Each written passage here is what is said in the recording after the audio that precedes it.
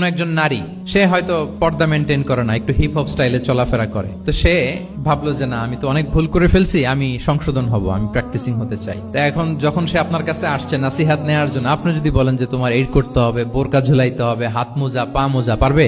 এ বলবে আগে যা ছিলাম ভালোই ছিলাম। তাকে একটু একটু করে বোঝাতে হবে, মানে এই হেজাব এটা কেন, হ্যাঁ, কাভারিং আওরা এটা কেন, কেন এটা করতে, এটা বেনিফিটটা আগে বুঝালেন যে Islam consider women as a queen, নারীকে ইসলাম কি হিসেবে কনসিডার করে? রানী হিসেবে। তো রানীর তো একটা ড্রেস কোড থাকবে, স্পেশাল পোশাক থাকবে, এগুলো বুঝাবেন। সে যাতে একটু নিজেকে গুছিয়ে চলে, শুরুর দিকে আপনি এই বার্তা দিতে পারেন যে একটু গুছিয়ে চলতে হবে। এরপর একটু শালীন পোশাকে যেন সে অভ্যস্ত হয়, এটা বললেন। সে যখন শালীন পোশাকে অভ্যস্ত, তারপরে হেজাবের ফজিলত বললেন, সে যেন হেজাব পরে। যখন সে হেজাব পরে, এরপরে তাকে নেকাবের কথা বললেন। এইভাবে আস্তে আস্তে তাকে বোঝাতে হবে। কিন্তু একবারে যদি সব চাপিয়ে দেন, বলেন তো আওয়াজ করে, সে কি ওটা রিসিভ করতে পারবে? কারণ এই যে গ্রাজুয়ালিটি আর তাদাররুজ, এই সিস্টেমটা আপনি ভায়োলেট করেন নাই। একটু একটু করে বললে এটা মানুষের ফিতরাতের সাথেও যায়, তার নেচারের সাথেও যায়। আমরা মদ হারাম হওয়ার কথা জানি। কয়টা স্টেপে হারাম হয়েছিল মদ?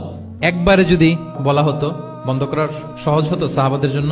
হতো না। অনেকে আছে দেখবেন যে চেইন স্মোকার। তো যে চেইন স্মোকার, আপনি যদি বলেন যে এটা হারাম, আজকেই তোমার বাদ দিতে হবে, হারাম, এটা খাইতে পারবে না, পারবে?